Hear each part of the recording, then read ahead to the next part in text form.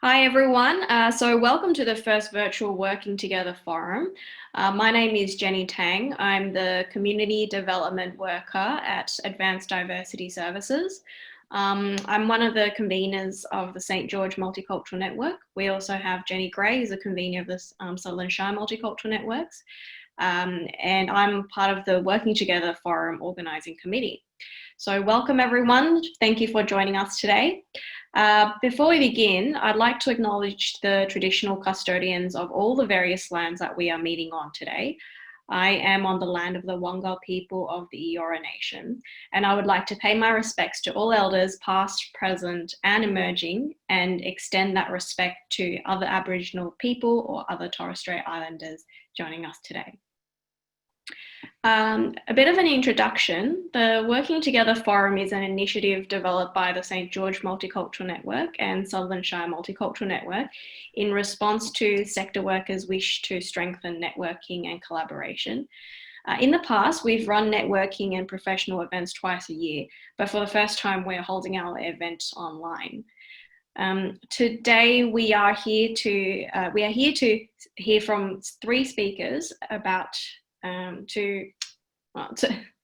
Today we're here to listen to three speakers speak about working with multicultural communities during the COVID-19 period, the impact on our communities, the response of their organisations or services, and any future plans or strategies that they might have. And a bit of housekeeping as well. Please be aware that we are recording the session today to send to participants after the meeting. If you don't wish to be recorded, you can keep your microphone muted throughout the whole session. We will also be saving the chat box. If you would like to turn on the closed captioning, you can go to the control panel, which is that grey bar usually at the bottom of your screen. Click on closed caption and then click show subtitles. If you don't see the closed caption button, it might be in the more menu. And since we have quite a few people here with us today, would you, if you can, please introduce yourselves by putting your name, organisation and role in the chat box so that we can get an idea of who is here today. And after the event, we're also going to be sharing a list of all the participants of those who have given their consent so that you can continue to network after the event. Going through the agenda for today, firstly, we will have Violet Roumeliotis, who is the CEO of Settlement Services International. She will be speaking a little bit about her services and her communities, and which will be followed by a short Q&A. Following that, we will have Lisa Woodland, who is a manager for priority populations for South East Sydney Local Health District. She's also the director of New South Wales Multicultural Health Communication Service. We will also have time for Q&A with Lisa afterwards. At about 3:10, we will have Mary Manandhar, who is the lead volunteer organizer of the Nepalese dance group at Advanced Diversity Services. So she'll be talking a little bit about how her group has been continuing their activities and adjusting to this new context. And following that, there'll be a very short dance tutorial. And at the end, we will have time for all the participants to have a discussion today, just to give their input into how their services have been adjusting, any tips, any challenges that we are all facing together. So great. Now, we are going to hear from the speakers about working with multicultural communities during this COVID-19 period. So first up, we have Violet. So thank you very much, Violet, for taking time out of your busy schedule to join us today. Violet, she's a member of the Order of Australia, and Violet is a social entrepreneur who champions the strengths of our diverse communities. Through her CEO and board roles, Violet uses innovation and collective impact to promote social justice and inclusion in all forms. She is the CEO of Settlement Services International, a community organisation and social business that supports newcomers and other vulnerable individuals to achieve their full potential. During her 8 years as CEO, Violet has taken SSI from a Sydney-based organisation with 68 staff to an 800 plus workforce that supports more than 37,000 people nationally each year. If you have any questions for Violet during her presentation, you can write it in the chat box and we'll get to it at the end. So thank you very much, Violet.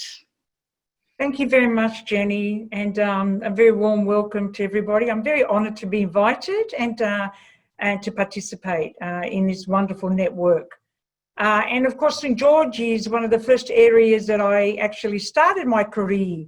So it is a place very warm in my heart. I want to start by acknowledging also the traditional custodians of the land. For me, I'm on Bidjigal land of the Eora Nation. People who've cared for this land since time immemorial, and I pay my respects to their elders past, present and emerging as we move forward with reconciliation and renewal at its heart.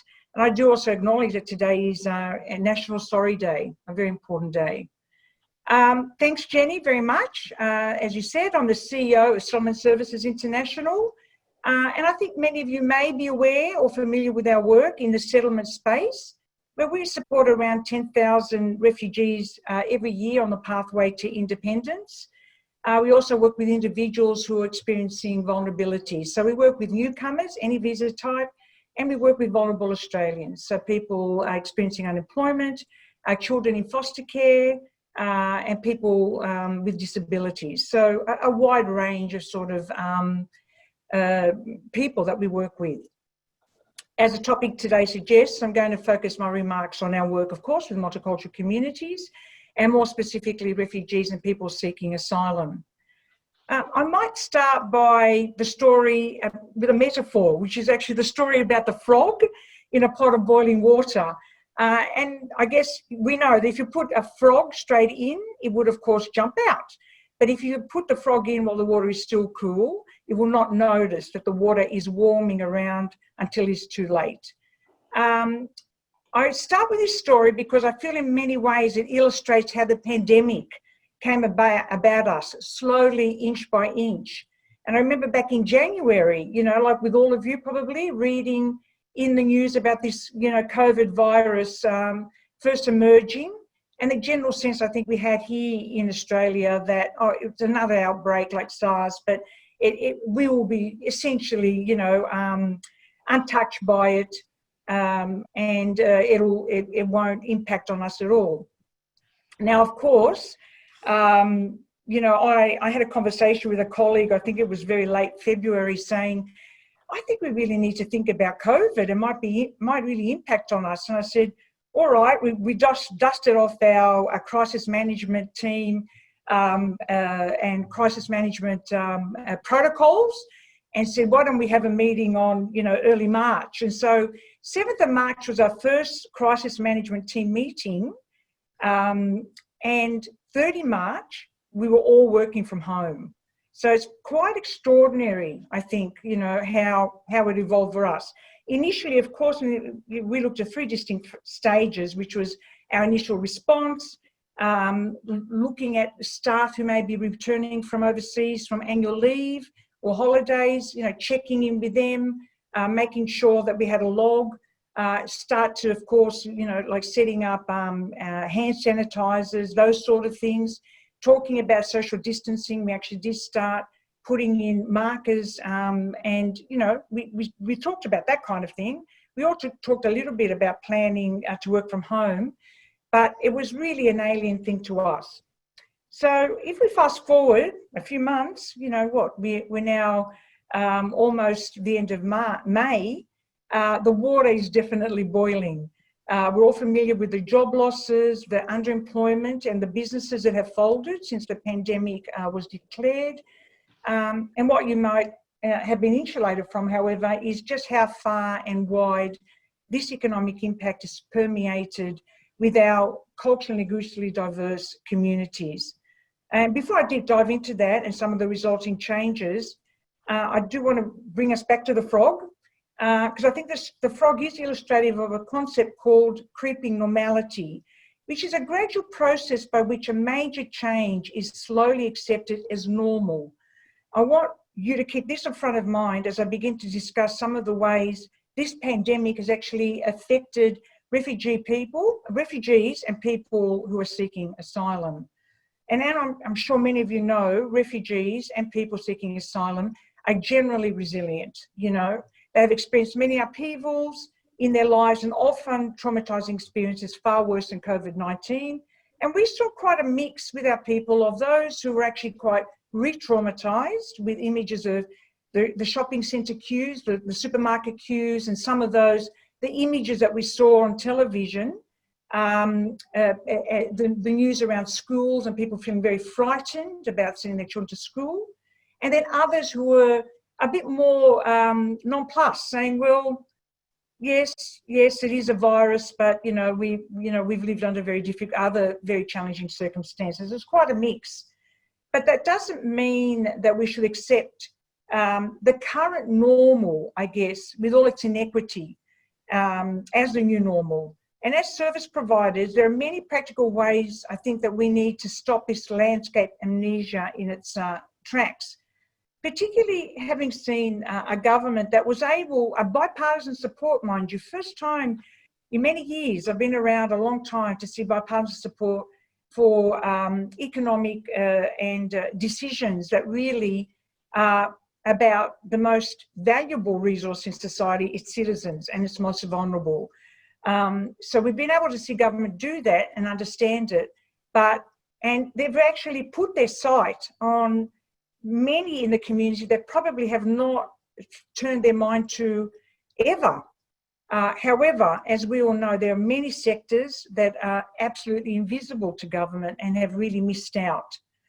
At SSI, the group that we have seen most put at risk by this pandemic are people who are either still seeking asylum in Australia on bridging visas, or people who are found to be refugees but have no pathways to permanent residency, which is a festering sore in our country. The latter have no access to welfare in Australia, while the former can only access, as you probably all of you know, special benefit payment. And the impact of COVID-19 has been particularly hard because people seeking asylum and temporary migrants tend towards being in casual employment in industries including cleaning and hospitality.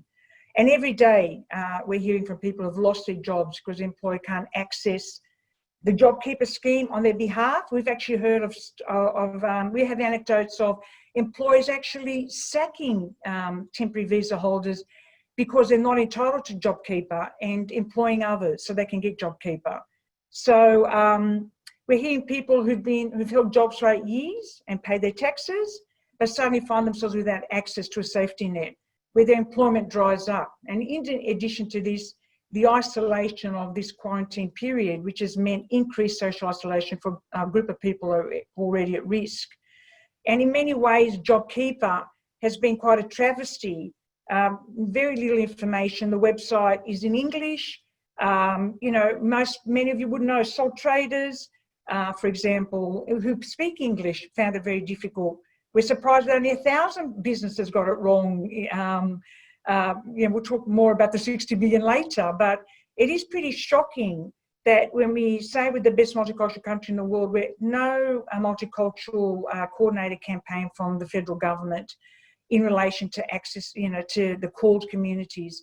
And many migrant businesses, that people who've running businesses for years, particularly sole traders who can't afford to go to, are behind in their BAS and really can't afford to pay an accountant, who missed out on the deadline, they didn't know about it, couldn't fill in the form.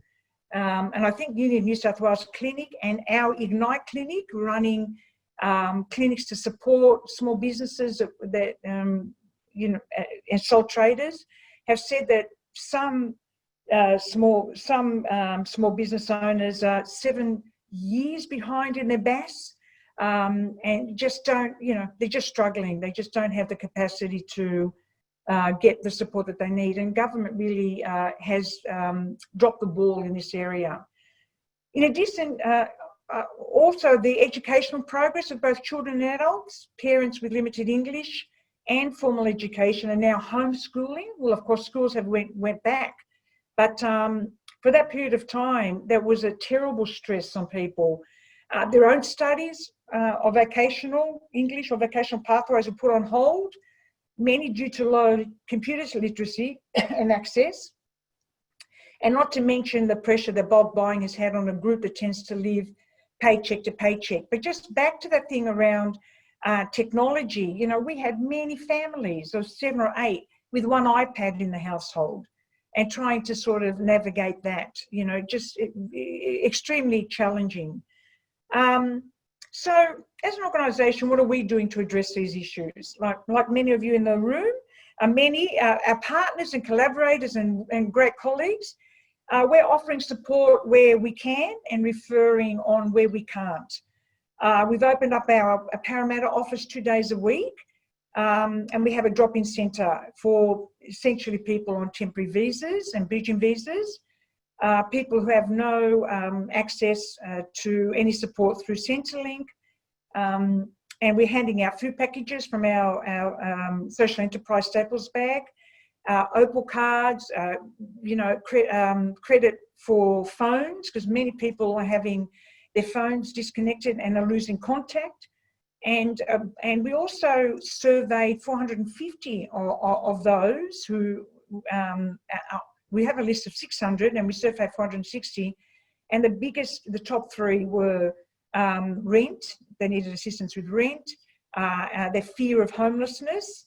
Many don't have the leases themselves and might be, you know, living with others, and the others saying you can't contribute to the lease, so you have to go. So not even have that safety of that they can't be evicted. Food, you know, food and paying essentials like the telephone and bills. So many sad stories of families where literally children going to bed with a hungry tummy. It's just absolutely shocking for a country like Australia. What are we doing to address some of these issues? Well, I think, as I said, we opened up this clinic and then the support centre in Parramatta. We're also gathering the stories and the surveying because I think it's very important to get that information out to government. And we've done a lot of advocacy.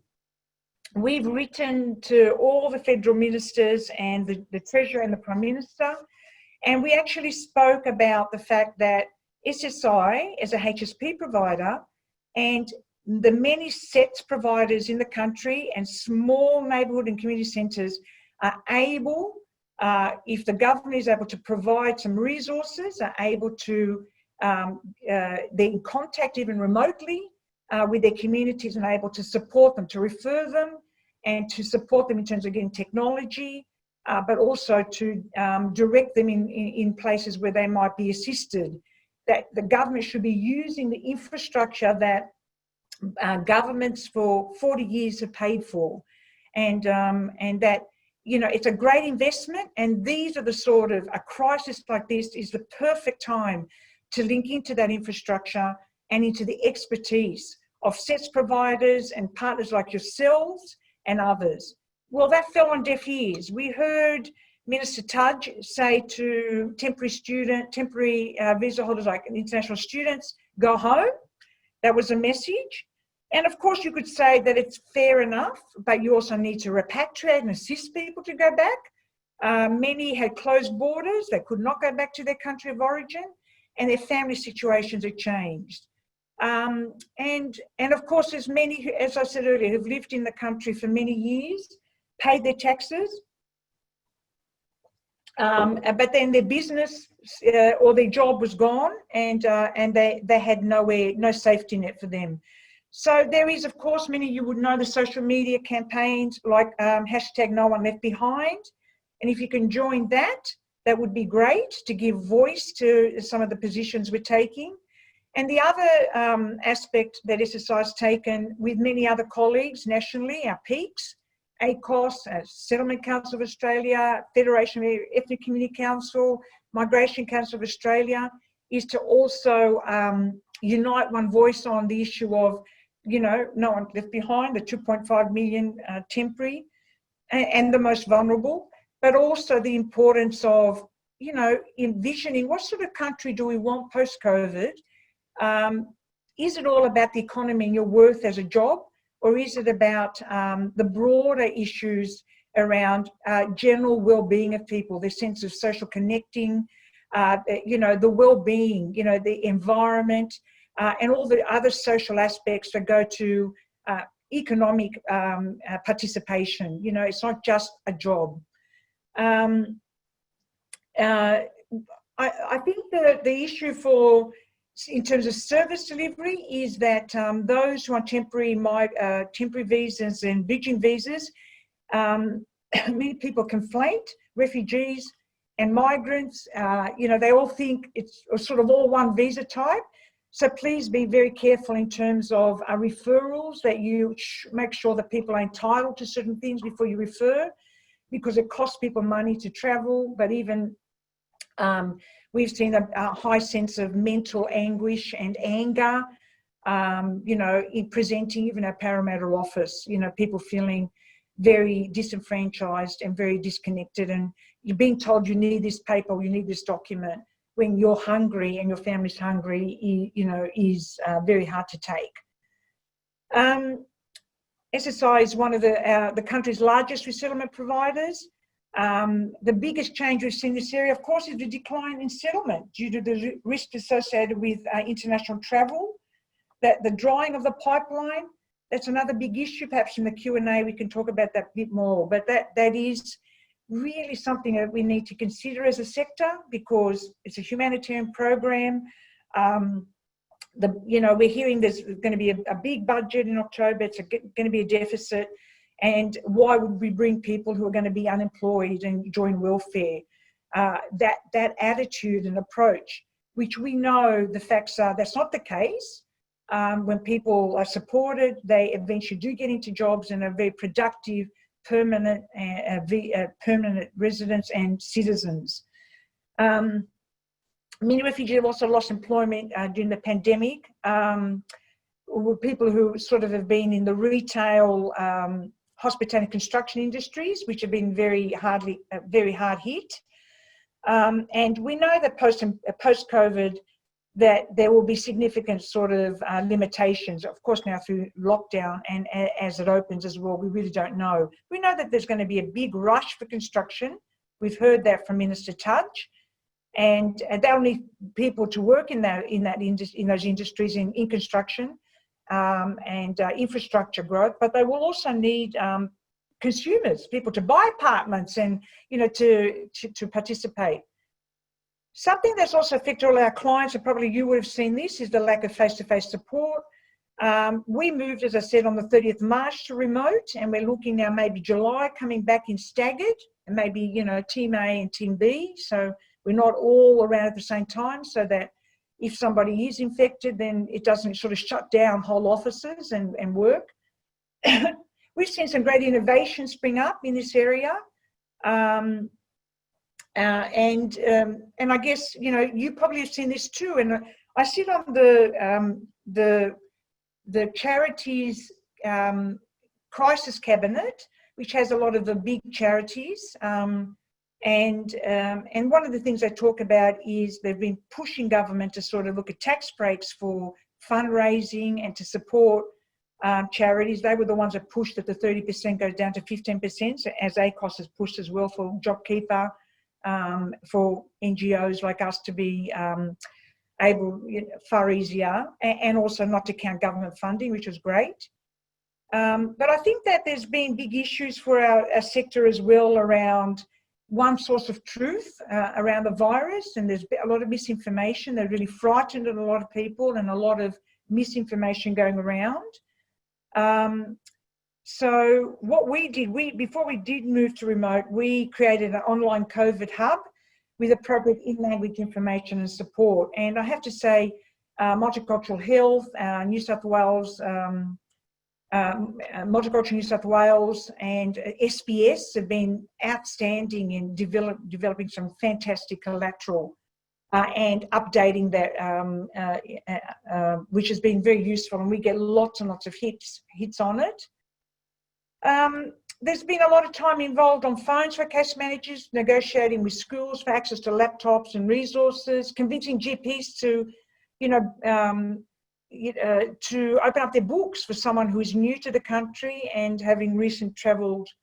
We haven't had any new arrivals now for about 4 weeks, although we had a family come just the other day. I think that the upshot of this pandemic is that it's helping newly arrived refugees to build coping mechanisms and resilience. They're still able to learn and engage and adapt to this situation with the right guidance. And as service providers, I think the biggest thing we can do is acknowledge and accord respect to COLD members of the community, their unique strengths and needs, but also to understand that they need support at the right time and in the right way. And in consultation with our funders, minimise the restrictions on our service delivery policies and look for new and innovative ways to support the new, unique ways of refugees. But they really need to step up as funders to support, this transformation. It can't just happen with the meagre resources that not-for-profit service delivery organisations like yourselves have. It really needs to be an investment. That's the only way that we are able to look at our service model and business model and review it and look ahead. I guess I want to finish by acknowledging there's been some incredible steps forward in this pandemic. Like you probably, I don't want to see the end of free childcare, or if you have young children, the nationalising of private hospitals, the wage subsidies and the doubling of job seeker payment. But what the pandemic has exposed is a huge inequity within our society, and particularly in the treatment of some areas of culturally diverse community. I've outlined some of the ways that you as service providers can ensure this does not become the new normal. We've set up a plan ahead team to start looking at, assumptions around financial viability, around, what's working, what isn't working, and, and what we need to be thinking about 2 years ahead. We know we need to change the way that our model operates for the better for our clients. It's always about our people at the centre, and look at the well-being of our staff. But in solidarity with our sector, we need to be one voice on key principles about the value of what we offer. It's invaluable. The volunteers, the expertise of the professional staff, our boards, all the work that we do, that integrated work is invaluable to social cohesion. And this pandemic, we've shown this. And I think that we're missing at the table around the COVID Commission with the PM. I don't think our voices are heard. How do we push for that and demand that our voices are heard and our constituency? So I'll leave it there. Sorry if I'm a bit over. Thank you, Jenny. Violet, thank you very much indeed for that very comprehensive talk. Really very much appreciated. I am aware that you won't be able to stay with us until the end of our webinar today, but that you are able to take a few questions. Yes, I can stay till about 3 o'clock. Oh, lovely. Yeah. Thank you. So we have a question here from Jamal Bassam saying, in your recent article, Why We Need Value-Driven Leadership During Crisis, she was wondering, what is your advice to staff who are not necessarily in leadership roles about their role in recovery? Because frontline staff and community workers in many fields are tired as a result of COVID-19 impacts. What can we do to keep spirits up, high and positive, to continue making change and to rebuild social capital in our locals? Oh, look, that's a great question. And I think they're the sort of questions that we need to be turning our mind to. In my article, Jamal, for me, leaders are, the people on the front line. It's not just the CEOs or the general managers. We play an important role. But every person, particularly who works in our industry, I believe are leaders, and we role model and we are people that many, particularly newly arrived, are in relationship with, and there's a great degree of trust. That trust is invaluable because that is what helps the service network operate. When, Jamal, you say to your client, I think that you should go to that service or you should go there because they can assist you, they go not because of that service, they go because they know you and they feel that they trust you, and it's part of a plan centered around them. So the fact that local service provision with trusted case-managed case workers, that it's values-driven, it's about strength-based, it's about the client, the person in the middle and their family and their needs, and linking into the cultural, social and religious infrastructure, the organisations and the leaders to support your work, that social capital, that's in our neighbourhoods every day. When you walk around, and probably all of us have heard so much about, streets that people have gotten to know each other now during the pandemic and know their neighbours, and little Facebook pages and distancing parties where they sit in their front yards and wave to each other, walk up and down, and some great ideas about birthday parties. And so I think that we are, as a sector too, we are resilient because it is about the other and of service, and it's also because we're driven by common values, which is about helping people meet their potential. Thank you. Before we move on to the next question, I wonder if you could expand slightly on the key points that you made in that recent article, Why We Need Value-Driven Leadership During Crisis. What were the key points that you were drawing on for that article? Well, I think because, we live in... I think that our politicians and public figures have forgotten that we live in a society, not an economy. And that's what drove, my desire to sort of question, when I saw, for example, the Prime Minister stand up and talk about JobKeeper, doubling the New Start rate when there's been, Save the Rate campaign, Raise the Rate campaign has been going on for years, with ACOS and many of you were part of that. And then suddenly we have a doubling of it, and the most vulnerable, our age, suppressed, were at the heart of, as a society, that we were all thinking about that. And it will show that economic drivers are important, but there were other aspects to that other than just the economics. And so my question was, if we could have bipartisan support and say, these are good policies, actually, they're good initiatives and we support them. We don't oppose them just because we're in opposition and we want to, debate it just for the sake of it. It shows strong leadership from a position of your citizens and your people coming first. Quite often there was a sense that it is about the business or sectors that drive our public policies. And when I saw that, there's all these, considerations, and then 2.5 million people totally left out of the equation because of their visa type. And I thought, why? We have a country that assesses people not on their need, but on their visa type. I don't think there's any other country that does that.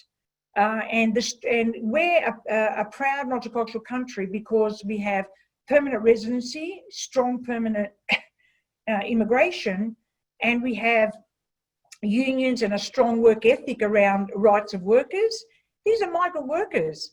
We're part of a global community. Temporary workers are going to be part of our workforce. They're part of every country's workforce. So we have to accept that. How do we do it in a fair and equitable way? And I think this is the time to ask ourselves that question. Do we want to be a country that feels comfortable with children being locked in detention centres? That we're comfortable that because of somebody's visa or the date they arrived in this country by boat, that they are relegated to temporary, no light at the end of the tunnel, that they can become permanent residents of Australia, nor can they leave the country and return, or nor can they see their family or be reunited. Is that a country that we want, where international students can come in and be the cash cows of universities, but when there's a pandemic, suddenly, sorry, go back home, it's your own problem. Yeah, so that's what drove, you know, that article. Thank you, Violet. Our next question was, what role have your volunteers played in supporting your participants? They've played a very critical role, our volunteers. They were quite distressed initially, like, because in the lead up in March, of course, our older and more who were concerned for different reasons, I had elder people in their homes or for whatever reason, chose not to do any face-to-face, because we have community kitchen and, you know, those sort of activities like many of you, where you bring people together, because that's obviously the things that we love to do. So we had to stop that, and what we did was we have a program called Welcome to Sydney, where it was a great program with the City of Sydney funded for a while and continues now, which is actually, you know, people who live in the City of Sydney actually working with meeting refugees and going into different sites and visioning that city is for them too. It's not just, I remember seeing a documentary where there's a woman who'd lived in Auburn. She'd arrived as a refugee 18 years ago, and she had never been out of Auburn. She had never been out of Auburn. And so you know, there's great, you know, I don't know if people read the Sydney Morning Herald, The Two of Us, where there's a great story about two people. There's so much, you know, collateral there for a journalist, because there's, you know, stories of someone, you know, who's never met a refugee, lives in, I don't know, you know, in one of the very expensive apartments in the city, and doesn't speak the language of the refugee, and the refugees don't speak English well, but they've become the closest friends. And, you know, it's just been able to bring people together and be curious about each other. So they've continued the phone catch-ups, but the feedback is, you know, they're saying, oh, we're sick of the phone, we want to start getting out. And we've had people ring in and do health, you know, mental health checks, especially the 600 on our waiting list for support and assistance. The bridging visa holders, they're ringing them and just checking in, mental health checks, how they're going. They've been distributing staples bags to people who can't travel and helping with food. We've had wonderful restaurants like Social Colombo Social in Enmore and others, Oz Harvest, who, like Ronnie Khan said to me I've got all these amazing, like Matt Moran and all these amazing chefs saying, we want to give food to asylum seekers and disadvantaged people, but we don't know where to find them. And she goes, can you help me? I said, yeah, come this way, we can direct you. And so they've been helping deliver the food. And also Uber gave us 2,000 free rides to help deliver packages and stuff. So there's been some wonderful acts of kindness, but through volunteers. Thank you for that. And finally, do you have a few vital words for a call to action, Violet? What would those few words for a call to action?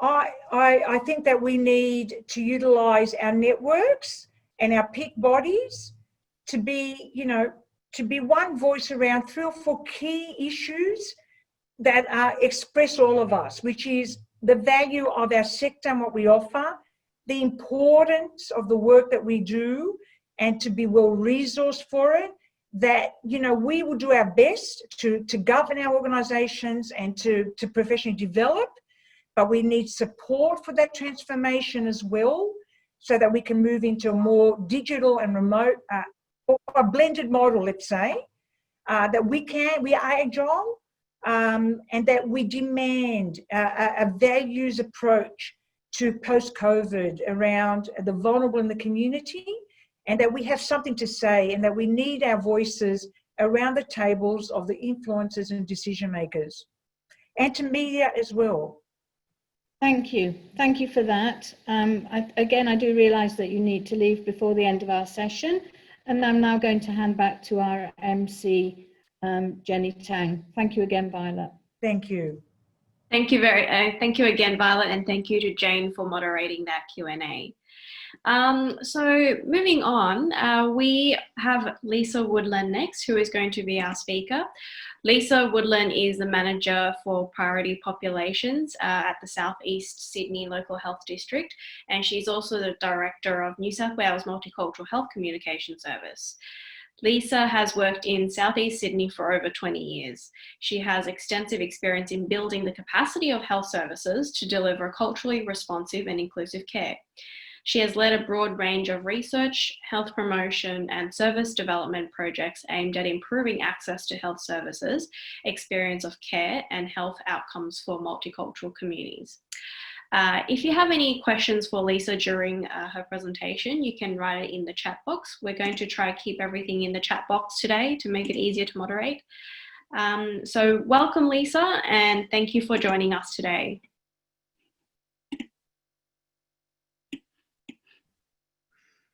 Oh, I'll just unmute myself.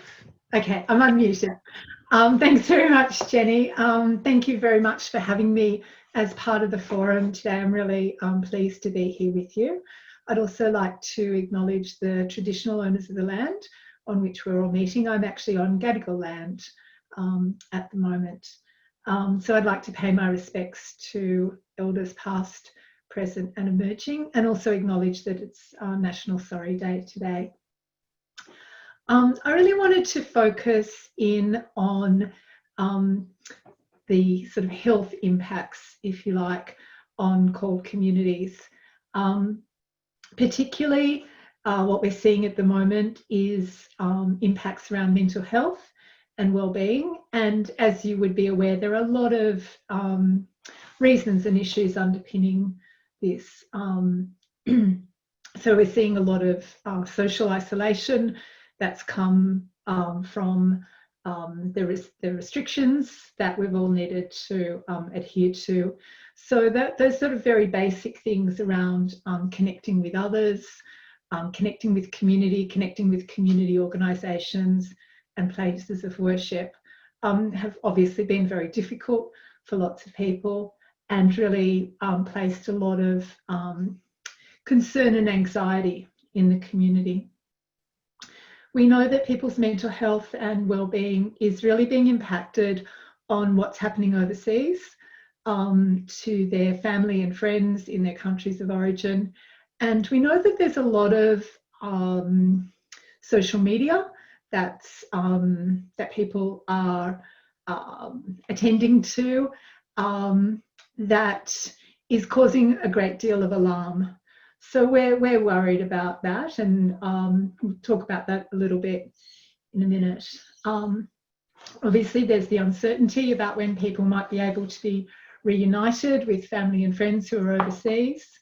And I guess another key issue for us that we've really been sort of giving consideration to is the impact of racism and discrimination.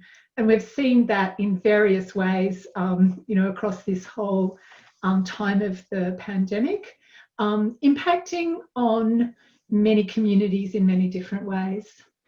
And of course, huge impact has also been around accessing healthcare and access to accurate health information.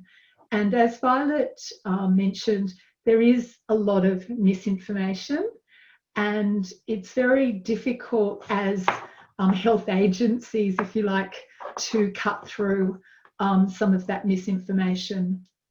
We know that people are experiencing issues in terms of accessing GPs and emergency departments and outpatient clinics. We've seen a decrease in attendance in all of those places, and we understand that people may have decided to stay away from some of those settings because they were worried that there would be a big pressure on those settings, or in fact that those settings weren't safe in terms of exposure to COVID-19. But what the concern for us in health around that is that if people aren't accessing regular health care for regular issues, then we're going to see a build-up of health issues and health problems in the community. And so at some time in the future, people will be presenting with more severe cases of illness, which of course are much more difficult to treat. So I'm talking about things like cancer screening, early access for early identification, early intervention for a whole range of health conditions, as well as sort of people attending to the chronic illnesses that they've been experiencing. So we're really trying to encourage people to access healthcare as they would for all conditions, but particularly, to get tested for COVID-19 if they have mild symptoms. And I'll come back to that in a little while. One of the sort of impacts, of course, that we've also seen has been around temporary visa holders, including international students. And again, there's been maybe some misinformation and maybe a lack of information about access to healthcare for those groups. And so I guess an important message for me to share with you is that you can then share with others is that access to testing for COVID-19 is free. You don't need a Medicare card to do that, which I think most people or many people are aware of. But the other part of that message is that if you need to receive treatment for COVID-19, then that is also free. You don't need a Medicare card. And the regular procedures that people who have private health care or healthcare that's attached to their visas is where there's a fee waiver process. Those processes aren't in place. So I think that's a really important thing to encourage people to come forward to get tested, knowing that the healthcare that they receive in terms of treatment for COVID-19 all the fees will be waived for that. And we've seen a lot of people with insecure housing or homeless in our area as well. So that's obviously a big issue for us too. So in terms of how we're responding and as part of the broader health system, at a statewide level, the media manager and the coordinator of Multicultural Health Communications Service, Jess Heller-Atney, is actually sitting with the communications team that's led by New South Wales Health and Multicultural New South Wales and other government departments. She sits with them 3 days a week to provide advice about translating health information, but also providing an opportunity for a very coordinated information into those communication teams around issues that are impacting on multicultural communities. And we've seen that the system as a whole has been quite responsive to those issues. There's a whole range of them, so I won't go through them with you, but there's been a lot of, we have put a lot of effort into translating information and also making sure that that information is written in a way that is culturally appropriate and easy to read for communities. We're getting a lot of feedback that people are overwhelmed with the messages and the changes in messages, and that can be really, really tricky. So we are trying very hard to make the messages as clear as possible. At a local level in southeastern Sydney, we've been doing a lot of work with the actual health services themselves to make sure that they keep using interpreters. So some of you may be aware that normally we would rely on face-to-face interpreting in most of our hospital and outpatient settings. That's obviously very difficult under the current circumstances. So we've moved to primarily telephone interpreting and also the use of interpreters via video conferencing. So making sure that all the initiatives that are being put forward, both at a New South Wales level, but also through the Commonwealth in terms of telehealth, that interpreters are part of that, those communications. And the other thing to make you aware of is that we do a lot of advocacy work at a local health district around individuals who are experiencing hardship. So please, if you are aware of situations where people are having difficulties accessing healthcare, that you make us aware of that, because we're very happy to assist in that process. And we've seen some issues, particularly for international students accessing maternity care, for example, where we've been able to do some advocacy work to get some good outcomes for people. So in terms of some of the current issues, I think I've sort of covered the issues around accessing healthcare, and I'd like to leave a lot of time for questions, so I'll just sort of move through fairly quickly. One of the current issues that we're particularly following up at the moment is around testing for COVID-19. So we know both in southeastern Sydney and across the state that there are actually very low rates of testing in cooled communities. And there's a number of reasons underpinning that. And so that's some work that we'll be doing in the near future. In terms of southeastern Sydney, we've actually done a really good job in terms of testing across the community. We're one of the LHDs that has the highest testing rates. We've tested over 55,000 people, nearly 56,000 people. Of those, we've had around 680 confirmed cases and only 3 deaths. So I think that is a testament to the health system as a whole. In the beginning, it took us a while to get sorted and get organised. But I think it's really important to reassure people at this stage that the health system is organised and is ready to sort of respond to both COVID-19 but other health issues. We're very keen to encourage people to come forward to test, particularly for mild symptoms. So as we know, the restrictions are being gradually decreased. What, as a health system, we're anticipating is that we will get these sort of small, or hopefully small, outbreaks or clusters, if you like. And we're very well prepared to respond to those.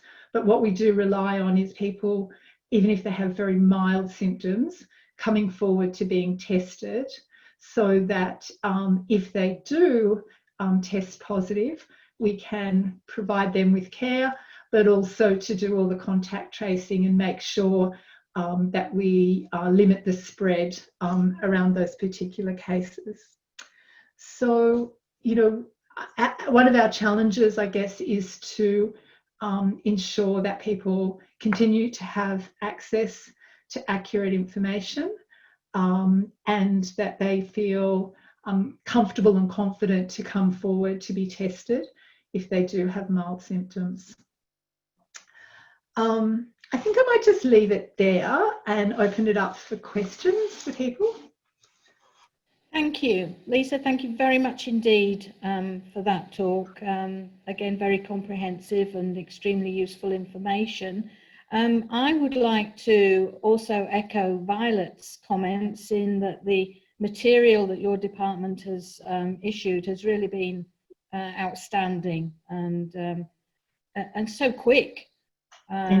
Really, it feels like it excellent. takes us a long time, but I'm very pleased to hear that. Thank you. Yeah, excellent quality. So just while we're on that subject, can you describe some of the challenges that very urgent, quick response presented in terms of information in other languages?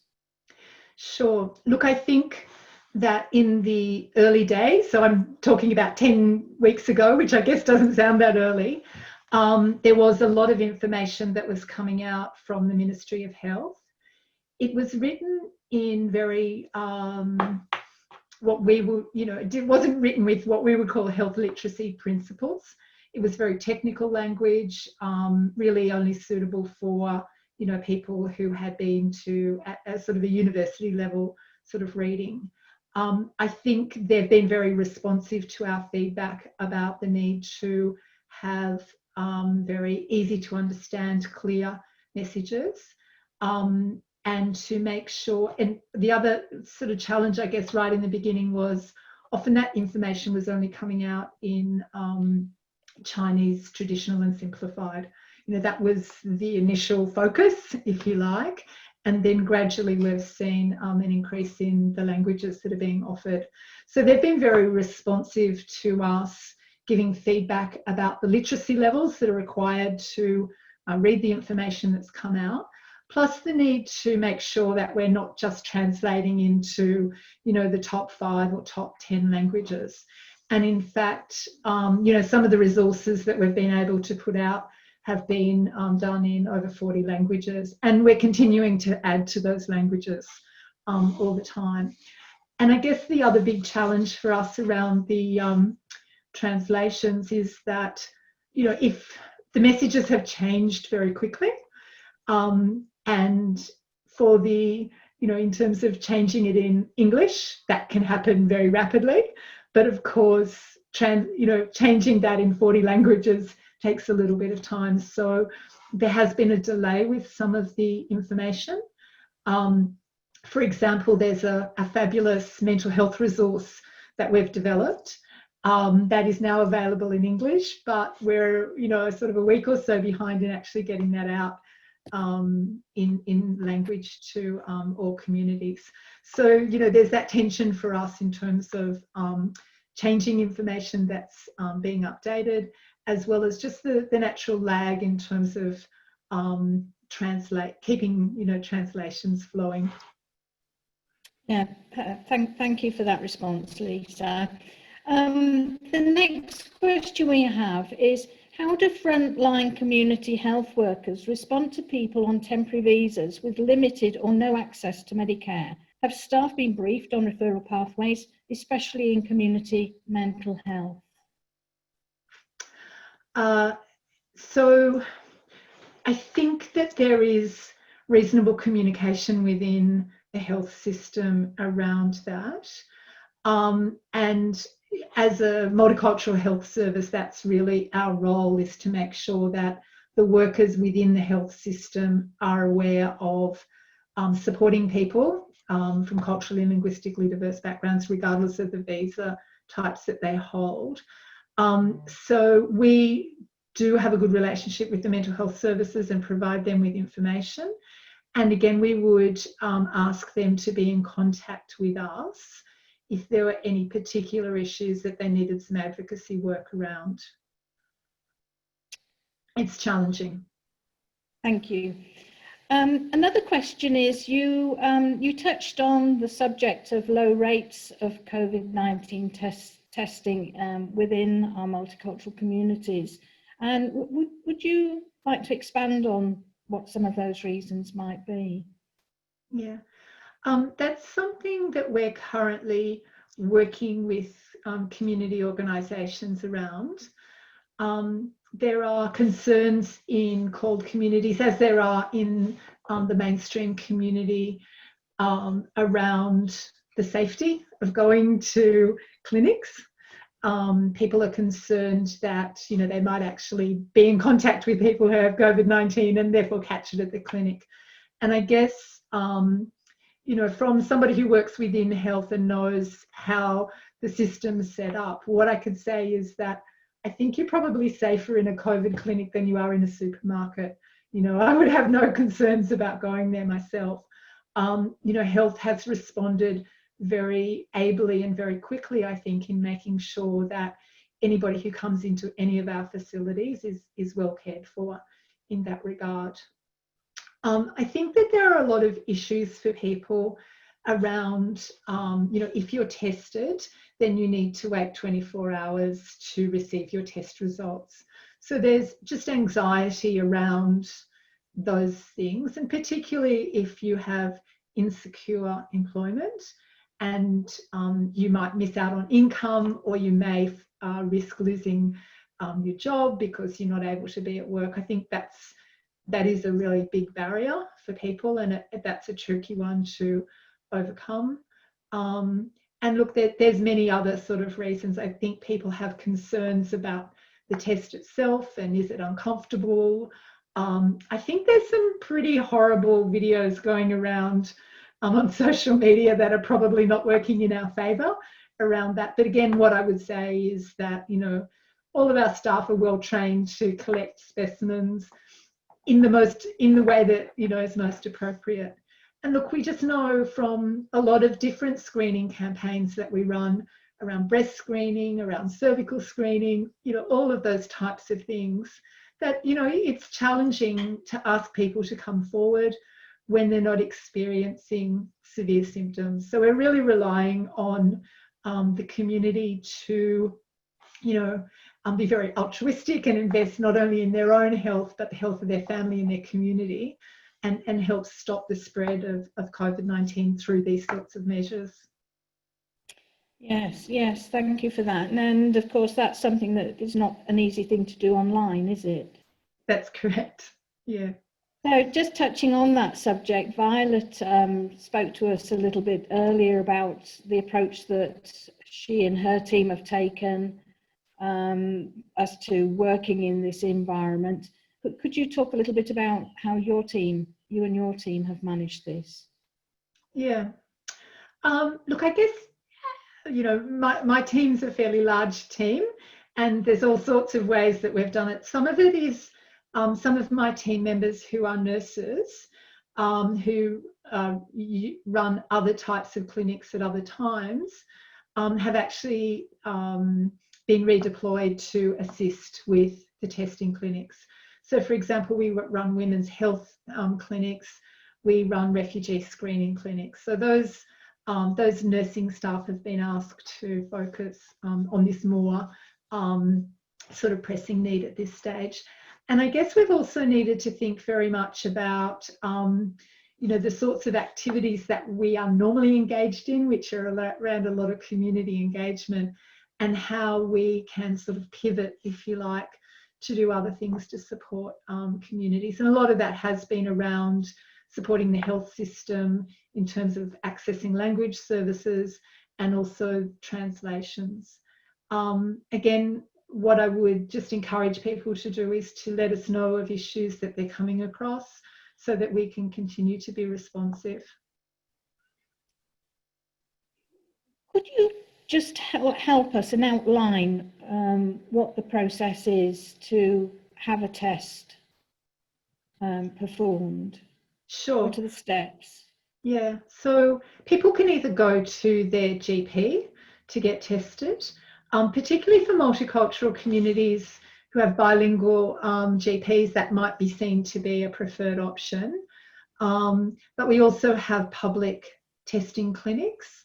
So through those clinics, we do have, you know, staff from core backgrounds who are bilingual at those clinics, as well as access to interpreters. So we have a number of clinics that are in the hospitals, but we also have, say, for example, at Hurstville, we have community-based clinics. So people coming to a public clinic don't need a referral, they can turn up. We encourage them to do so even if they have very mild symptoms. When they arrive, we have a lot of physical distancing processes. So they'll be greeted by a nurse. All the staff have personal protective equipment. We will give somebody a mask. We'll ask them to sit in a waiting room away from other people, and to fill in some forms. We have ways of making sure that we have contactless approaches to handing over forms and things like that. People will then be taken into a room and be swabbed by a nurse. And there's two mechanisms around that. One is to take a swab from the back of the nose, and the other is from the back of the throat. And we like to do both because what we're looking for is the active virus. So we want to make sure that we don't miss that. Then people, that will be sent off to a pathology for testing. And if people have a negative response to that, if they don't have COVID-19, then they will be either receive a text message or, if they prefer, a telephone call. If they do test positive for COVID-19, then they'll be contacted by our public health unit. And the role of the public health unit is really to work with that person to make sure they're safe as well as their family is safe. And so they'll work through with that person all the things that they need to do to look after themselves during that time. If that person becomes very sick, then we'll coordinate them coming into hospital. If they prefer to stay at home and they're able to isolate from other people, we'll support them to do that. If for whatever reason that's impossible for them, if they're in a shared house with shared facilities, then we'll actually provide them with accommodation for that 2-week period while they're recovering, and we'll make sure that they have access to food and healthcare and everything during that time as well. So, the system is quite well set up to support people. We're very lucky that the system isn't overloaded. We're very able to support people as individuals and make sure that all of their needs are met during that period if they are positive. We'll also contact everybody who has been in contact with them for a period of 2 weeks before that time, and ask them to be tested as well. That's what we call the contact tracing, just to make sure that we're able to very quickly make sure that there's no more community transmission once we have identified somebody who is positive. And that's a very sort of, from a health perspective, that's a very short answer, but I appreciate it might be a very long answer for everybody else. It's very useful information. Thank you, Lisa. Before I hand back to Jenny, do you have a few words of a call to action for the future to help us all work together and collaborate? I think that it's really important that collectively we give the same messages to the community, and that we really encourage them to seek accurate information, and information that's relevant to Australia and to New South Wales about what's happening. I think it's really important that people understand that what's happening here is very different to what's happening overseas, and that's why we have some of the differences in policy, if you like, or practice around things like wearing masks. It's because we have very low transmission in Australia, and we are able to do the physical distancing that we don't need to wear masks. And there are some concerns about wearing masks if you don't need to wear one in Australia, whereas I know in other countries the wearing masks is very important for their control. So accessing accurate and local information is really important, and really encouraging people that if they do have mild symptoms to get tested, and to reassure them that they will be well looked after by the health system if they are positive to COVID. So collectively, if we can do that, then I think we'll be able to really support the health and well-being of the community. Thank you. Thank you, Lisa. Back to you, Jenny. Great. Thank you so much, Lisa, for that. I do know that we have a few more comments and questions for Lisa, but we will have time later on to discuss those a bit more. So now onto our next speaker. I would like to welcome Mary. She has very kindly just jumped into this webinar straight from work, so thank you very much. A little bit of background, the Nepalese dance group at Advanced Diversity Services was started about 6 years ago with a small grant, and it has now grown to over 50 members. They have performed at a wide range of events, including the GWS soccer match in 2019 and many other local community events and festivals. Before the pandemic, they were meeting every Sunday at Shopfront in Carlton, but of course they have now moved to meeting online.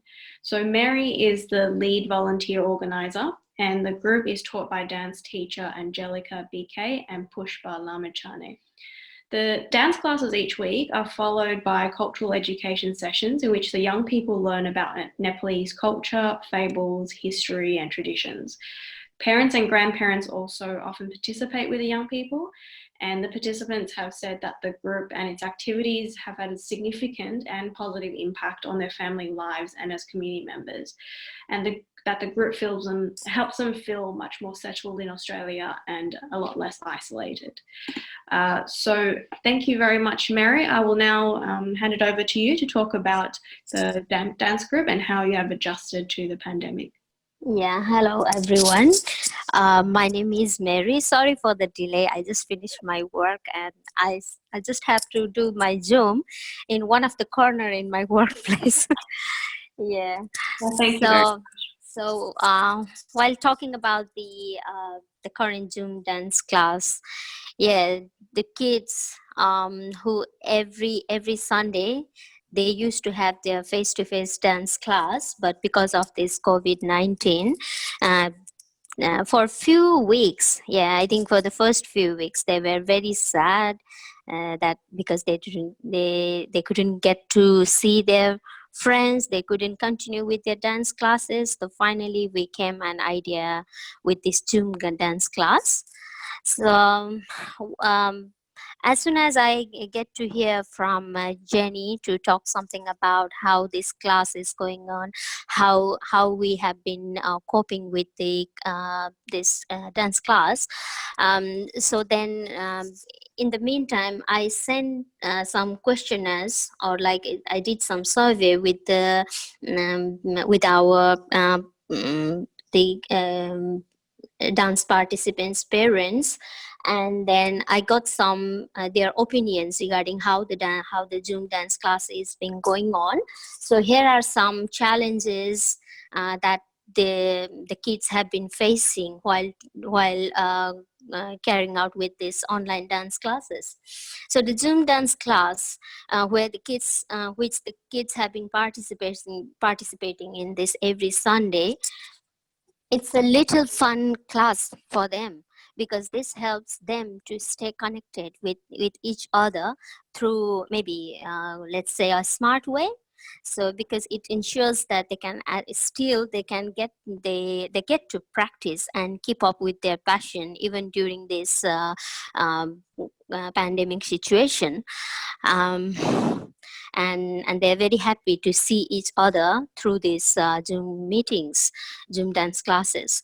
By teaching the basic steps and the short choreographies through these Zoom dance classes, it has been helping the children with at least having some light exercises in a fun and enjoyable way, plus keeping them more active as well.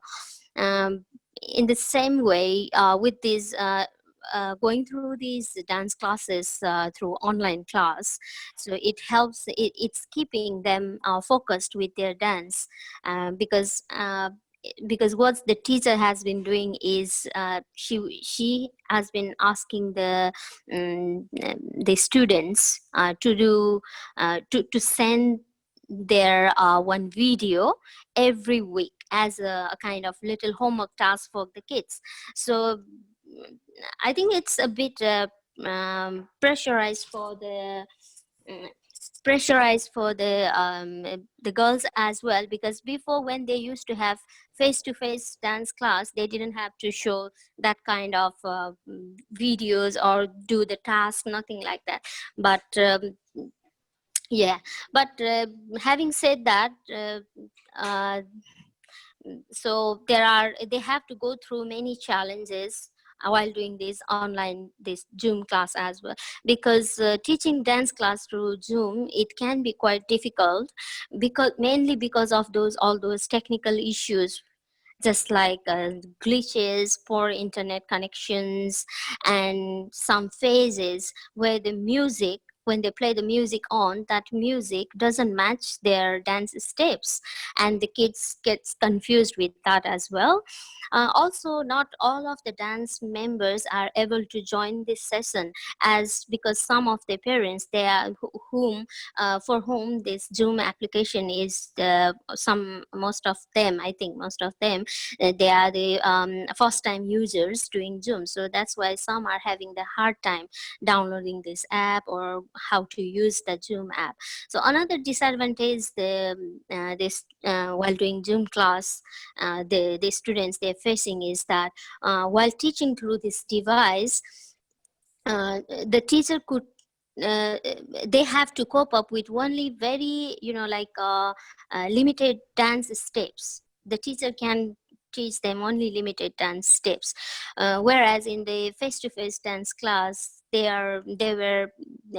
could easily do the group dances, but now it's been limited up to performing or practicing only the solo dances. Yeah, so obviously there, of course, there's no physical connection, but now at the moment um, they have to do only the solo performances. So but still they are but still the kids, they are happy to have their dance class on every Sundays. Yeah. Plus, through the dance class, our young kids, we teach them, through the dance, because that's in our Nepalese language. So the kids who have grown here, um, so because in few phases they have been lacking, like they are forgetting their mother language, and so that's why we want them, even though they have been growing here, they've been studying here in Australia, so we want them not to forget their cultural values, their norms and beliefs, why the cultures, why the traditions are being celebrated, how they are being celebrated. So these parts also we teach, we celebrate, we teach them during after our dance class.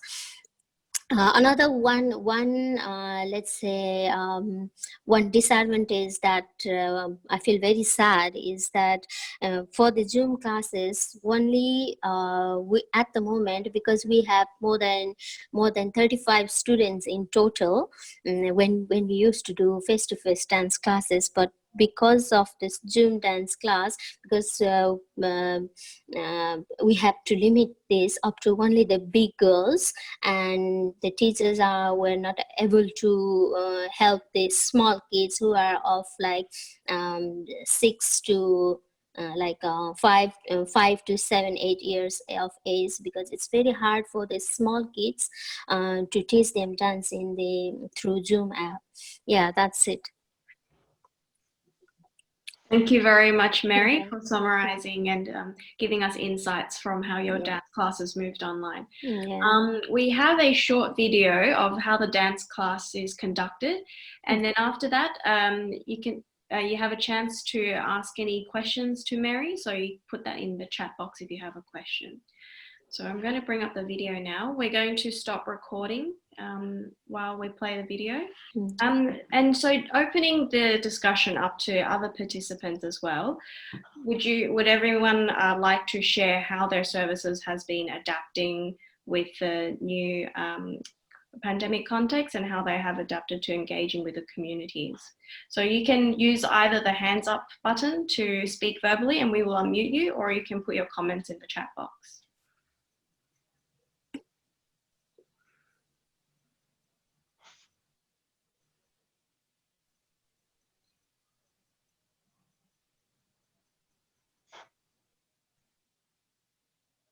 I think we have one comment from Trinidad, who says the dancing classes caters more than being connected and for well-being.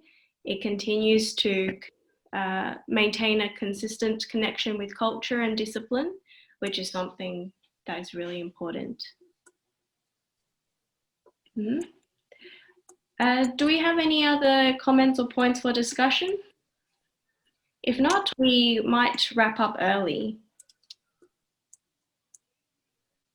Yep, okay. So since there are no more comments or just questions, we'll wrap up early. So thank you everyone for joining us. Before we go, I'd like to ask everyone to quickly fill out an evaluation form. This will help us understand how to improve events in the future. I am now putting the link to the evaluation form in the chat box. So if you can please fill that in now, that would be great. Otherwise, I will also send the link out by email to everyone. And just as a final call to action, I understand that SSI has also launched a campaign. I'm just bringing that up right now. So it's the Pay It Forward campaign, which you might have seen in your emails already.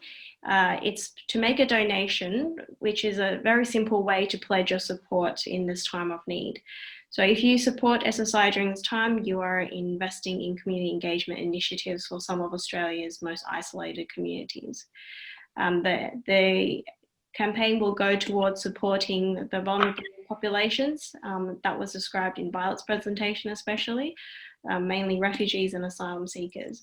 So which, as we all know, have received very little government support during this time.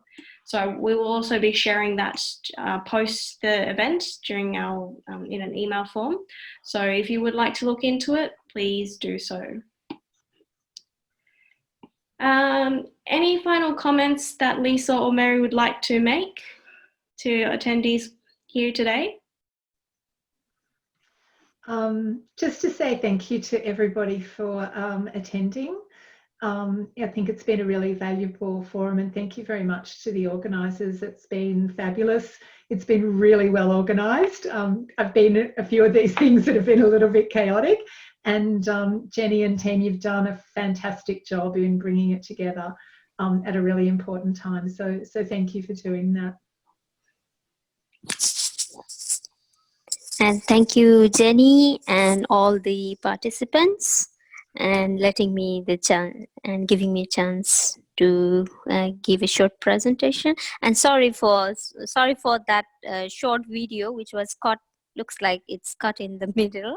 Maybe in near future we're gonna show our kids the face-to-face dance class if we get the chance to do that very soon. Thank you. So yeah, thank you again to Lisa and Mary, and also thank you for to Violet, who had to leave us a little bit earlier. I'd also like to thank you to the rest of the working group. So we have Jenny from Gymea Community Aid and Information Service, Jane from TAFE New South Wales, another Jane from Sutherland Shire Council, and if you believe it, another Jane from SGS News. I'd also like to thank Jamal from Georges River Council and also Kate from Bayside Council for being part of the organising committee and putting this together. I will share the participant list and the recording of this webinar with everyone afterwards. So please continue to stay connected and look at ways to work together during this difficult time. Thank you again, and we will continue to look at different ways and activities for services to work together, being the Working Together Forum. So keep your eyes peeled for any future activities. So thank you everyone, and enjoy the rest of your afternoon. Thanks, Jenny. Thank you. Bye. Bye. Bye.